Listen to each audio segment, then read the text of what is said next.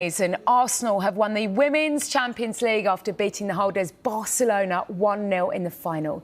Substitute Stinea Blackstenius fired Arsenal ahead in the 74th minute, and they held on to deny Barca a third successive Champions League title. It's the second time Arsenal have been crowned European champions. First time since 2007. What a story for René Slegers, who was placed in temporary charge in October after Jonas Odegaard left. That was before being given the job full-time in January. And now she has led them to European glory. And Anton Tolui is there for us in Lisbon. Anton, what amazing scenes you witnessed. It was backs to the wall job. I mean, René Slegers talked about needing courage today, didn't she? My goodness, she got it from her side.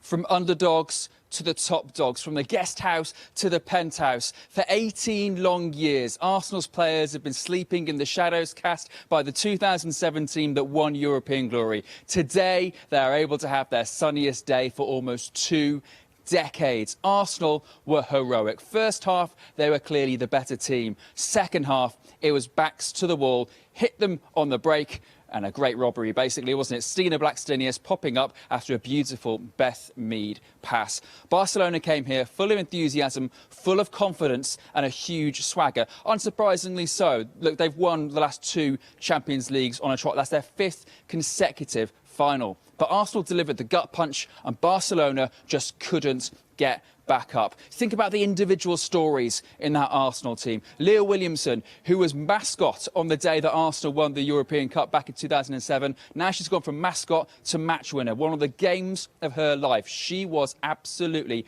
exemplary today. Lotte Wubben-Moy, Arsenal through and through, celebrating on the sideline. You've got players like Chloe Kelly, who obviously started the season as an afterthought at Manchester City. Now she's a European champion. She's won one of the biggest medals of her career. Kim Little, who joined the club the year after Arsenal won the Cup. Now she's going to lift the trophy that she has been desperate to get her hands on. There are so many individual stories, plus thousands upon thousands of Arsenal fans came over and made Lisbon their own today. It's going to be red and white long into the night. Oh, Anton, I've just seen Alessia Russo out in Lisbon and she is just in tears. What a season she's had, reignited, as so many of these players found some really good, solid, consistent form under René Slegers, haven't they, since Jonas Odegaard went. Give us a sense of the job that she's done since she took over, because it has been a little bit of a roller coaster, and I don't believe anybody would have predicted that, you know, back in January when she was given the job full time.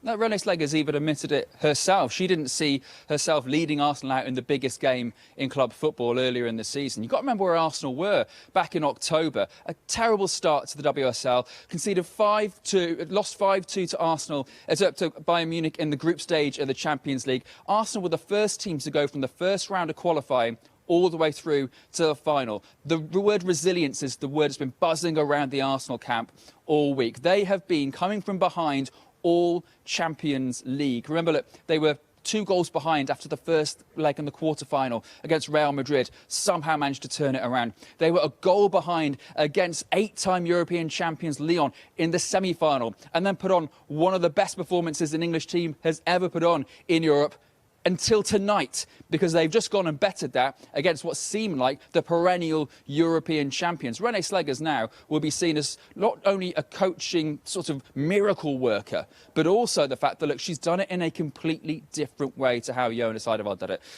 René Slegers basically sets aside half an hour, 45 minutes every day for the players to come in to schedule one-on-one chats to talk about either the most tiniest little tactical thing or the biggest life thing. She is a player's coach. The players absolutely adore her. And it's interesting, when Arsenal were looking at candidates for the next head coach, they had some really big names that wanted that job. But René Slegers put herself out there, showed Arsenal's hierarchy. I am the person that's going to do things my own way, differently. It may seem laid back, but actually it's the most intrinsically planned and detailed plan that she can come up with. And she's proved why she's now one that's going to be seen as one of the best head coaches in Europe. Because Arsenal were in bits at the beginning of the season. Now look where they are now. Yeah, brilliant. Thank you very much, Anton. I'm sure we'll have plenty more from you from Lisbon, because for the second time in a few days, a team from North London has won a European trophy, and they have done it with a real backs-to-the-wall, courageous performance.